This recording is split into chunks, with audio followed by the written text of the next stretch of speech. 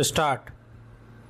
In conclusion, I would like to say a word in regard to employment with which I have been dealing so far.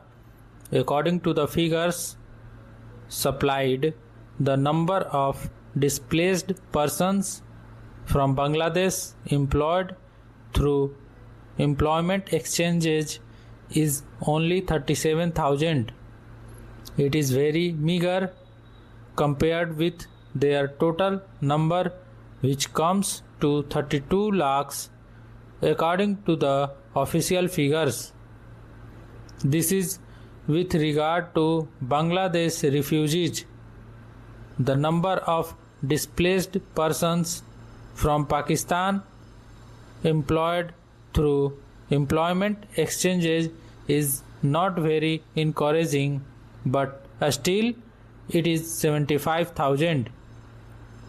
I would urge upon the Honorable Minister to take this into consideration and see that something is done to find employment for these people. Of course, there is some expenditure incurred on general education and vocational training, but when we look at the number of persons who have been given vocational training, we find that the number already trained and under training is only 17,000. This figure also seems to be very small considering the magnitude of the problem before us. Some programs of general improvement have been undertaken by the government of West Bengal by way of setting up new industries etc. These programs should be looked into and put into operation with a view to giving more employment to these displaced persons. Within the limited time at my disposal, I shall limit my remarks to refugees from Bangladesh.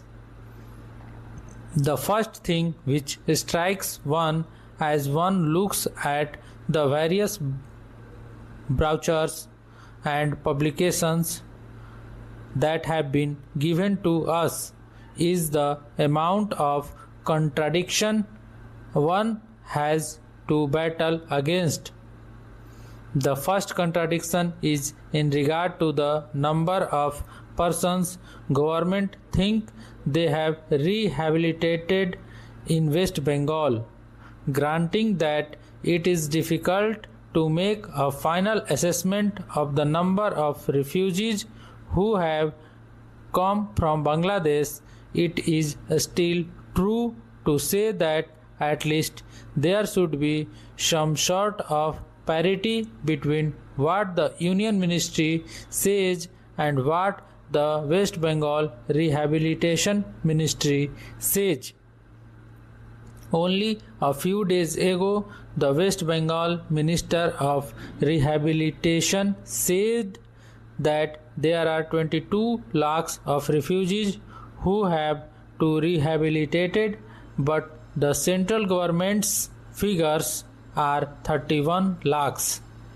Unless the government know the number of people they have to budget for, it is rather bewildering to know how they mean to plan in bringing about their rehabilitation.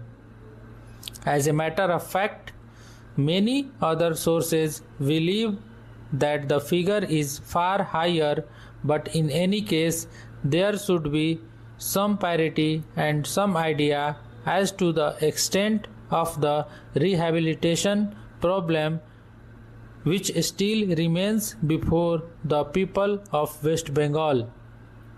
The other contradiction is this. On the one hand, Srimati Renuka Roy says that in the near future they will be making a successful completion of the work of economic rehabilitation of refugees in that state, but only last year Sri A.P. Jain said that as yet the problem of the displaced persons from Bangladesh was a matter which was giving some concern. I really do not understand why, in spite of Sri A.P. Jain recognizing that the problem is still quite serious, Srimati Renuka Rai should have made such a statement. Yet, when we heard the Honorable Finance Minister, we find that there has been a big shortfall in rehabilitation budget. I think that if the fact-finding committee's report had been published, the assessment that we have rehabilitated a 50% of the people of Bangladesh who came over as displaced persons would have become quite clear in regard to its incorrectness. As a matter of fact, when we went round the camps and colonies in West Bengal, we found that as yet not more than 15% of the people have been rehabilitated, in the sense that they are able to eke out their subsistence on the poorest levels.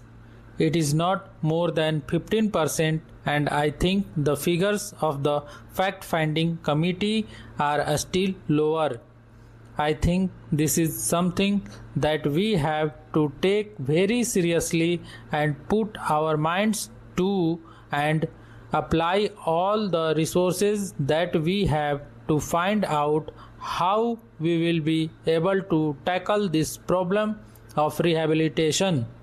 Now, coming to the question of relief, I feel that until we are able to give really proper rehabilitation, we cannot withdraw relief. It is no use arguing whether relief leads to lethargy and moral slackness.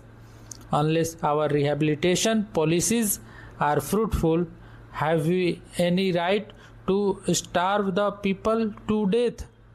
As a matter of fact, Sri A.P. Jain may know that in West Bengal the incidence of tuberculosis amongst the refugee population is very high. Only a small percentage of them is catered for by medical relief given by the Directorate of Rehabilitation.